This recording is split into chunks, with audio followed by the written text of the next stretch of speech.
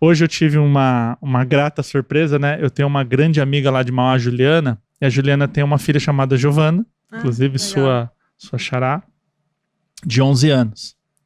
E a Giovana contou pra ela que estava apaixonada por um menino na escola. Falou, mãe, eu tô apaixonada e tal. E aí a mãe falou, você tá apaixonada? Você tem 11 anos, tipo, isso na idade e tal. Deu aquela... Por quê? E assim, ó, aqui sem julgamento da mãe, sim, não deve ser fácil receber essa primeira notícia. E aí ela falou assim, tipo, não, mas peraí, você só tem 11 anos. Aí ela falou assim, você não assiste os vídeos do William? Ele não fala lá que se você brigar comigo eu não vou te contar mais nada? Aí ela até fez hoje se você muito entrar bom. Depois lá nos meus stories, tem o depoimento dela falando assim, que... E é isso, então assim, peraí, se o seu filho tá te contando uma coisa dessa, né? Dói muito, assim. Às vezes eu tenho, por exemplo, aluno vem pra mim, um aluno de 14, 15, fala assim, professor, experimentei maconha. Minha vontade de dar um tapa no pé da orelha dele, velho. E chegou orgulhoso pra falar, né? Chega assim, nossa, isso pra ver um negócio o animal, né? Você sabe o que isso faz? Eu falo, maconha é coisa pra velho. O Emílio, inclusive, no Pânico lá, ele brinca muito. Ele fala assim, a coisa mais feia do mundo é velho maconheiro. É feio mesmo. É feio mesmo. Mas se o velho quiser fumar, o problema dele, ele já tá pronto. O cérebro dele já tá duro. E ainda assim é danoso, né? Agora pra um adolescente... É assim, é você dar açúcar para um diabético. É a referência, a analogia é igualzinha. É um cérebro que está se formando, todo molinho, você vem dar uma porrada ali. Então você desvia a formação dele que estava acontecendo, você dá uma porrada. Entendi. E perde ele. Tanto que se você conversar com muitas pessoas que têm trauma e perguntar de quando é o trauma, a 90 e tantos % vai ser criança ou adolescente. Porque o cérebro está suscetível a sofrer trauma. E muitas vezes a pessoa vai gerar na fase adulta um burnout, que não tem como ter burnout na infância. Sim. Ela está tendo um burnout, mas a base é um trauma, é não saber lidar com as próprias... É não saber falar não. Imagina uma pessoa que não consegue falar não de um trauma de infância, ela fala sim para tudo, e aí ela gera um burnout. Olha como as coisas vão levando é uma coisa, um problema não tratado, né? Não diagnosticado também. Perfeito. Porque hoje em dia que é falado essas coisas. E aí você vê, Giovana, a gente roda e cai onde? Na comunicação. É tudo uma questão de comunicação. Tudo uma questão. Então, assim, é chegar pro adolescente e sentar com ele e falar, cara, é assim, a vida é foda, tem droga, tem... sexualidade, tem prostituição, tem bebida. Cara, bebida é uma coisa que no Brasil é exaltada. É verdade. É bonito, tem música, sextou, vou tomar uma, bababá. Culturalmente é bonito beber. Chapar, hoje eu virei 10 litros, né? É bonito. Ou até um champanhe, né? Tacinha, tudo isso traz, culturalmente é bonito beber. Não existe consumo seguro de álcool. Nem, eu só tomo uma tacinha para dormir. Não existe isso. Você pode tomar, ser adulto, faça o que você quiser. Mas dizer que isso faz bem, que é legalzinho, que é maneiro, não faz, isso não existe. Só que o que acontece? A porta de entrada para droga pesada, quando você pega a pesquisa de usuários de droga crack, heroína, droga muito pesada, a porta de entrada não é maconha, é álcool. Ah, é o álcool? O álcool é pior. Ele leva mais gente pra droga pesada do que maconha. Mas por que isso? Por causa do vício? Porque ele vicia mais fácil? Porque falam que a maconha não vicia, mas tem controvérsias. Não, assim, dizer que maconha não vicia... Assim, a maconha vicia. Mas vicia? Porque tem muita gente que fala isso. Maconha não vicia. Eu sempre dou um exemplo quando as pessoas falam, mas eu não tenho vício em álcool, por exemplo. Muito bem. Falo, vamos pra uma festa que não tem álcool? Se você falar pra mim que fica numa festa tranquilo tomando água e conversando com as pessoas, eu vou entender que realmente. Agora, se você achar absurdo alguém numa festa e não tomar álcool, chama vício o nome disso aí. Porque a gente pensa o viciado em álcool, aquele tiozinho na sarjeta. Sim. Ele é o último estágio do vício. Uma pessoa que tem que beber uma taça de vinho para dormir, ela se chama vício, não tem outro nome. Com certeza. Porque o vício é um condicionamento. Inclusive a palavra vício, a ciência tem usado a dependência, né? A dependência química. Então, assim, uma pessoa... E aí, se a gente pensar na palavra dependência, eu dependo de beber para ir numa festa. Eu dependo de beber para ir para dormir. né? Eu preciso tomar um vinho para relaxar. E o cérebro, ele aprende muito fácil cruzamento de padrões, né? Então, por exemplo, todos nós aqui, quem mora em São Paulo, aqui na região metropolitana, ninguém tem um dia tranquilo. Muito Todo difícil, mundo tem um dia estressante. Ainda mais quem trabalha fora de casa, né? Eu trabalho dentro de casa, é mais tranquilo pra mim. Porque mas eu já trabalhei fora e também. tem outros estresses, né? Então, com assim, certeza. você não tem o trânsito, mas você tem a cobrança e você tem as coisas ali e tal. Então, aí você teve um dia estressante. Aí no final do dia, até você brincou, né, com o negócio do sapato lá, você fala, eu mereço uma tacinha de vinho. E o álcool, ele relaxa a pessoa. Dá uma sensação Sim, boa, ele é né? feito para isso. Né? A ideia do álcool, ele é relaxante. Ele ativa uma química no nosso cérebro chamada GABA. Para você ter uma ideia, o Rivotril ativa o GABA também. Claro, em doses muito maiores, mas para você entender o que é o GABA. Sim. O GABA, quando o neurônio vai ativar, ele vai mandar o sinal, o neurônio do GABA vem e fala, não, quietinho, não manda. É um mata-leão dele. Fica quietinho aqui, não precisa mandar. Então, o que o álcool faz? O que o Rivotril faz? Ele potencializa isso. Então, o que acontece? Quando a pessoa tá lá no rolê, e aí, tá lá, chegou. Aí você fala, bom, tô com vergonha de conversar com a menininha, tô com aqui, tomei esse. Aí toma um pouquinho. Aí já começa o processo de inibição. Só que esse primeiro passo é a inibição consciente. Será que vão rir de mim? Será que não sei o que? Tá essa coisa. Ele silencia isso.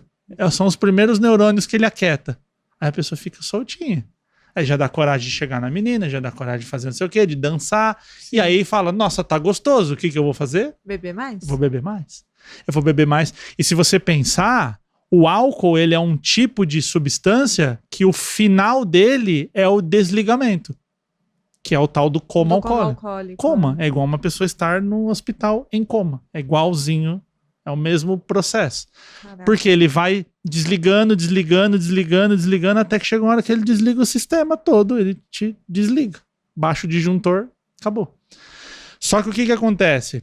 Socialmente, álcool muito divertido, a pessoa tá no bar, começa a beber, tá lá, começa a perder essa função, porque eu até brinco, né? O álcool, ele para o córtex pré-frontal. O que é um adulto alcoolizado? Um adolescente. Ele quer dançar, quer cantar, quer correr com o carro, ele quer falar atrocidade, ele quer aparecer. Perde um pouco da razão, ele chora. É verdade, fica mais emotivo. A emoção, ela é potencializada. Então a tristeza vira depressão, a raiva vira cólera, ira. Por isso tem gente que bebe e briga. Às vezes eu falava isso, eu falava, gente, eu não entendo, a pessoa não bebe e fica sentido. estressada, é coisa estranha. Mas ela tem uma coisa ali mal resolvida com ela, né? E aí ela tira da frente o pré-frontal, aquilo que a gente estava explicando. Exatamente. E aí ela solta aquilo. Então, nesse cenário, apareceu uma cocaína, apareceu uma droga mais pesada, esse cenário é propício. Entendi. Então, socialmente e quimicamente, o álcool vai te colocar num lugar que te deixa vulnerável ao consumo de outras drogas. Olha só. Enquanto maconha faz mal, tá? É importante deixar claro, principalmente para o adolescente, faz muito mal. Maconha faz tanto mal para adolescente que quem defende a maconha, os estudiosos que defendem a legalização da maconha, dizem que adolescente é grupo de risco. O defensor da maconha fala, tem que liberar para adulto. Para adolescente é grupo de risco. Entendi. Só que se você olha o procedimento do cara que fuma maconha, ele meio fica ali brisando. Que ele fala, vai liberar maconha é violência. Eu falo, você já viu alguém que fumou maconha, cara? Não tem nem como aumentar a violência. Sim. Né? Máximo é roubar a comida. Larica, né? Entende que é o processo da droga. O álcool é muito mais perigoso do que a maconha. Sim, com nesse certeza. sentido de levar para... E o álcool tem esse problema, é legal, é descolado. Se você chega na calçada da Paulista ali, acende um baseado no meio da rua... O pessoal já olha estranho, né? Lógico. Porque não tá se você andar com uma latinha de cerveja, principalmente se for tarde, noite... Sim. Beleza. Culturalmente aqui no Brasil é aceito, né? Aceito, exatamente. E eu já vi também falando que a maconha ela pode desencadear síndrome do pânico, qual que era? Esquizofrenia. Esquizofrenia. Isso, provavelmente, adolescente seria mais suscetível a isso. Então, primeiro a gente tem que entender o seguinte. Os estudos mostram que a pessoa tem uma tendência genética para... Senão todo mundo que fumasse maconha teria esquizofrenia, né? E não é o caso. A pessoa tem uma tendência genética e aí vem uma substância e acelera aquele processo. Exemplo. Uma pessoa que tem uma tendência a diabetes genética. Certo. E ela come açúcar, e regaça, e Coca-Cola, e não faz exercício. Ela tá pegando uma genética que já tem um direcionamento para aquilo e tá acelerando com uma substância. Tá puxando o gatilho da arma, né? Exatamente. Já estava ali. Então, por exemplo, você tem alteração dopaminérgica. Quando você utiliza maconha, você tem uma alteração dopaminérgica. Então, essa dopamina aumenta de forma considerável. O que acontece? Uma pessoa que tem esquizofrenia, que não usa substância nenhuma, se você mede a dopamina, ela tá com a dopamina alta. A pessoa fala, então dopamina alta é ruim, então dopamina é baixa, que é boa. Não, dopamina baixa dá Parkinson. Entendi. Pessoas que têm Parkinson têm problemas dopaminérgicos em algumas determinadas regiões do cérebro. Tem que ser controlada. Isso. Que na ciência nós vamos chamar isso de homeostase. Homeostase é aquela faixa perfeita de funcionamento. Certo. Você pega assim, temperatura do corpo. Se você tiver com 42 ou com 35, é ruim. 34, né? Sim. Se você tiver com pressão 120 por 80 é o legal, né? Então se você tá lá com 150 por 100 ou 80 por 40, ruim. Então você vê que a gente trabalha numa faixa. Água numa planta. Se não tiver, morre. Se tiver muito, morre. É isso mesmo. Então trabalha numa faixa. Então a dopamina trabalha na mesma faixa. Se você estoura lá para cima ou para baixo, você vai ter esse problema. Então, por exemplo, uma pessoa que tem esquizofrenia, ela está trabalhando com essa faixa muito alta. Natural, é uma questão de formação. Se essa pessoa usa uma substância que aumenta, piorou. Balinha de rave, aquelas balinhas de rave, a metanfetamina, 225%. Cocaína, 225%. Metanfetamina, 1000%. 10 vezes aumenta a quantidade de dopamina. Meu Deus. Por isso que os caras vê dragão voando. Né? Da alucinação. Entra na alucinação. Que loucura, gente. Então você tem um DNA propenso a isso e usa uma substância, acabou.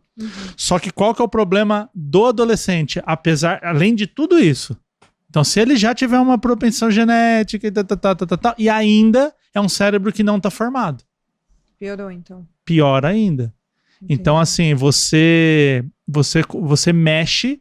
É igual você, por exemplo, colocar um pino na perna de uma criança. Aquela perna ainda vai crescer, aquele pino vai atrapalhar ali. Sim. É uma coisa que tem que ser móvel. Porque o cérebro está expandindo, ele está crescendo, ele está se formando. Isso é tão louco, Giovana, que assim, ele vem do centro pro córtex pré-frontal. É a última parte que fica pronta. Então, essa parte atrás da testa. Ele começa... Fica pronto? 25 anos. 23 a 25 anos. Então, ele vai começar a formação aqui na nuca e vai fazer esse movimento aqui, ó, daqui para cá. Entendi. Só que ele é o primeiro que evolui na fase idosa. Ah, é? Que é o... Por isso que fala que o senhor vira criança? Fica uma criança de novo. Olha só. Então, se você fizer a gente chama de curva de Gauss, né? Ou um U invertido. Pensa assim, a criança tem pouquinho. Um idoso, muito idoso, de 100 anos, ele tem um comportamento muito parecido. Eu não quero comer. É desse jeito. Né? Tadinho. Eu não quero tomar banho. Não quero falar. Porque o que acontece? O cérebro vai evoluindo, ele vai chegar num 35 anos aqui num pico e vai começar a decair. Nossa. Então, se você olhar esses extremos, eles são iguais. Só que se você olhar esses extremos aqui, 15 anos e 60 anos, tem muito comportamento parecido. O velho que compra a moto. Agora eu vou pro brinco, agora eu vou... Vou bancar a menininha. É...